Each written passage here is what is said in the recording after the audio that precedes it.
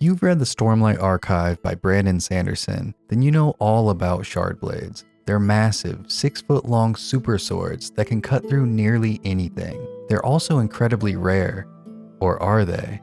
You see, there's evidence that there should be thousands of Shardblades on Roshar, but the vast majority seem to have gone missing. In this video, we'll explore some theories about where they are now, but first, let's determine just how many Shardblades are missing.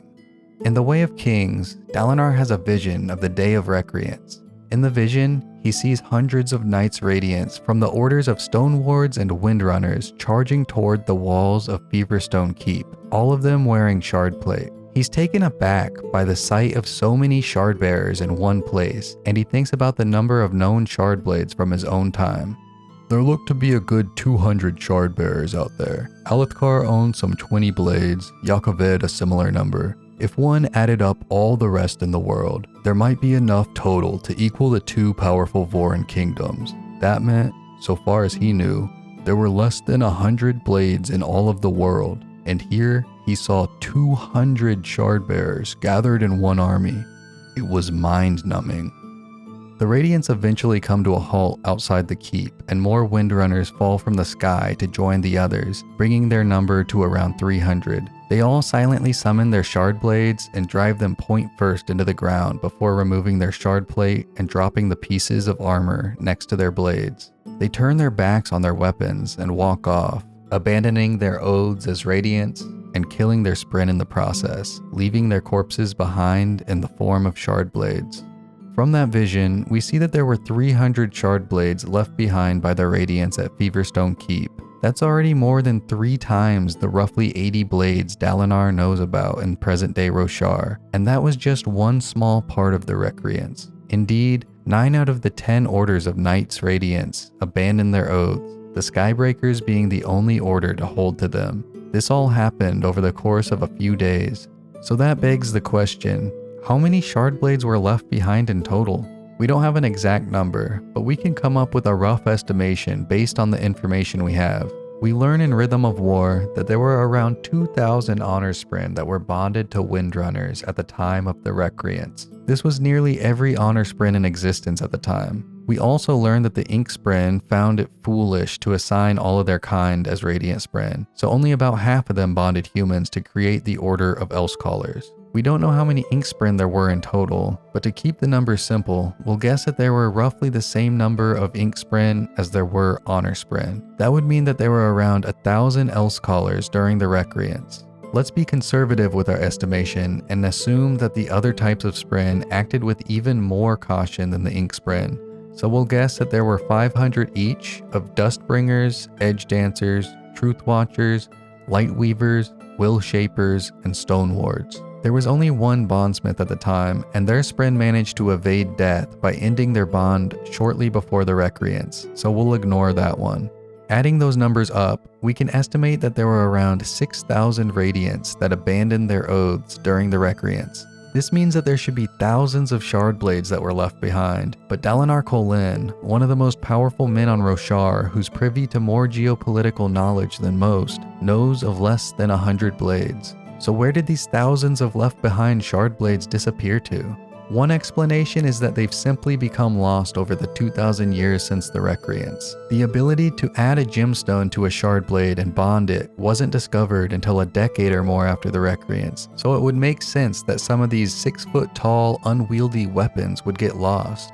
In fact, we have a word of Brandon that talks about this. Brandon says that even though Shardblades are very powerful and valuable, they're still going to end up getting lost over a large span of time because of things like blades being left out during high storms, causing them to be covered over with crim, shipwrecks leaving them at the bottom of the ocean, and Shardbearers dying in remote locations such as up in mountain passes. While this is likely to be the case with a lot of the missing Shardblades, it doesn't explain everything, and here's why. We know that Shardblades are the corpses of Spren in the physical realm, and when a blade is bonded to a person and dismissed, the Spren shows up as a Deadeye in Shadesmar, where they wander around, seeking out the place in Shadesmar that corresponds to the location of the person who bonded their corpse in the physical realm. When the Shardbearer summons the Shardblade, the Deadeye puffs to mist and is pulled from Shadesmar into the physical realm, where their corpse forms the Shardblade. This means that every Deadeye we've seen in Shadesmar throughout the books must be a Shardblade that is bonded to someone in the physical realm. Otherwise, they wouldn't show up in Shadesmar, since unbonded Shardblades can't be dismissed. So any blades that were lost over the time since the Recreants won't count toward the Deadeyes we've seen.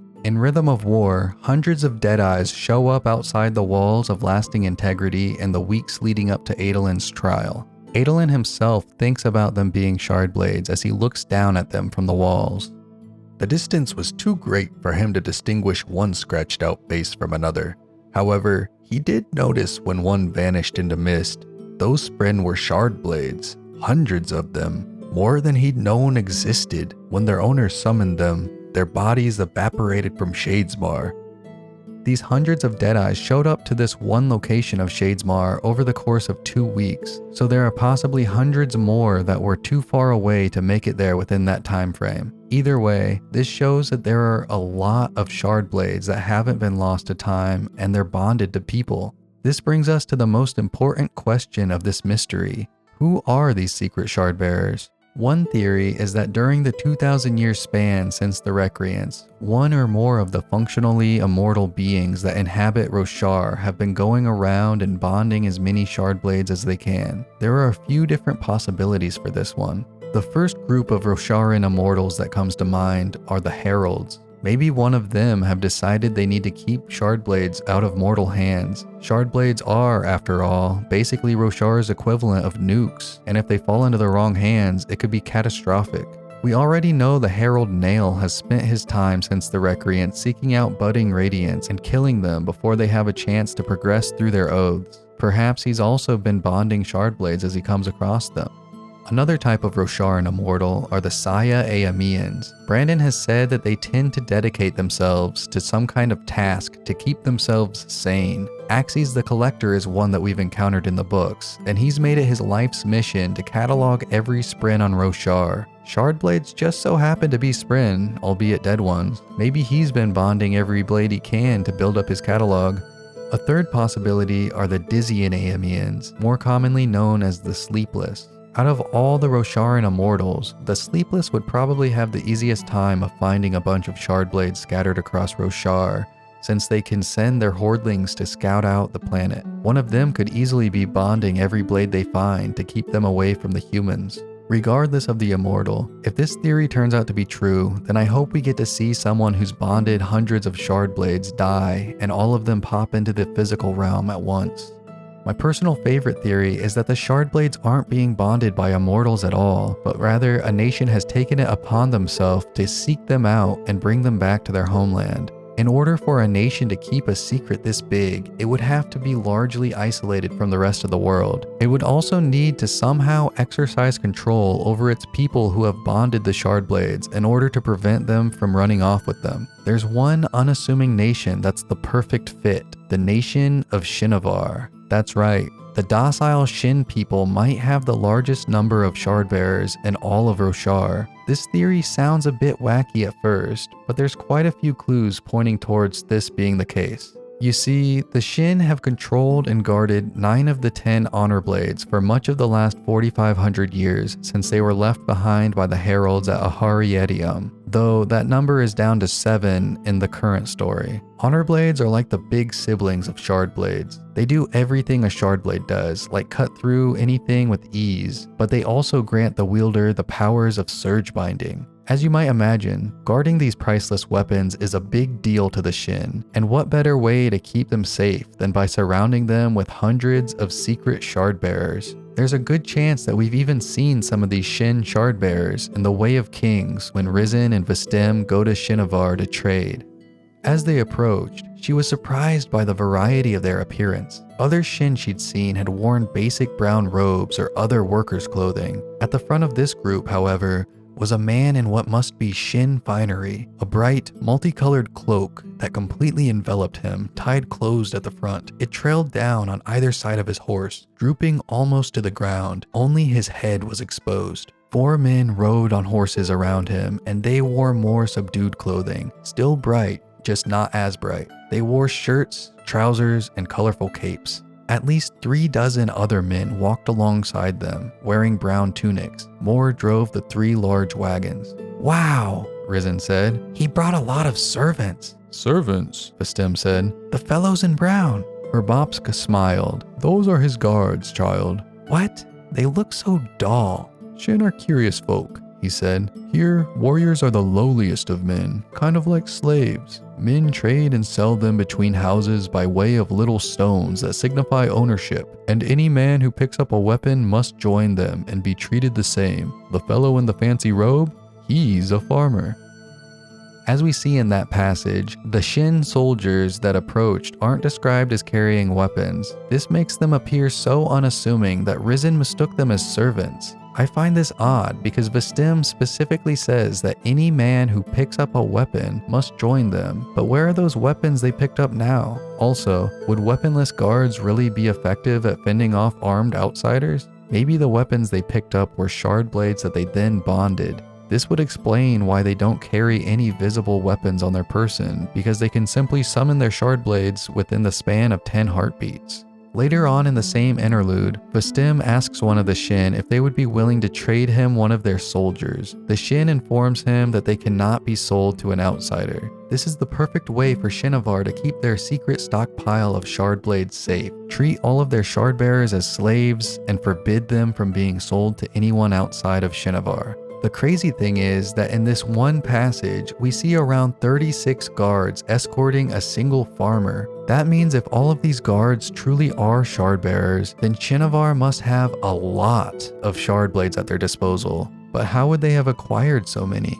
It turns out that the Shin have had plenty of opportunities to seize Shardblades. Over the last 1,000 years or so, they've left their isolated nation multiple times to invade the rest of Roshar. They even used the Honor Blades and the surge binding that the blades grant to help them during these invasions. After each invasion, they fell back to Shinovar. Most people in the books think that these invasions were simply the Shin attempting to carve out a massive empire, and that they only fell back after collapsing. But that doesn't seem like the isolationist Shin we know at all. Maybe their real goal was never to lay claim to the lands that they invaded, but was instead to search for as many Shardblades as they could find. And then they simply went back to Shinovar when they felt like their mission was complete. There's actually a word of Brandon from back in 2019 about this exact topic. The questioner asked Brandon if the Shin invasions were a cover for gathering lots of Shardblades and hiding them away. The way that Brandon answers the question is rather interesting. Take a listen to the audio to see what I mean. Oh, was the Shin invasion a cover for gathering lots of Shardblades and hiding them away? Rapho. Oh! For those who don't know, RAFO stands for read and find out. This isn't really a yes or a no, and can actually mean that he hasn't decided yet, but the way he laughed before saying it makes it seem like this theory could have some merit. As it stands right now, we can only speculate about where these missing Shardblades are being kept. Maybe we'll find out more in Wind and Truth when it releases, but we'll just have to wait and see. Let me know in the comments what you think of the theories presented in this video, and if you have your own theory about the missing Shardblades, I'd love to hear it. That concludes this video, but there's plenty more Cosmere content on the way, so be sure to give the video a like, hit the subscribe button, and join me on this journey of exploring the Cosmere.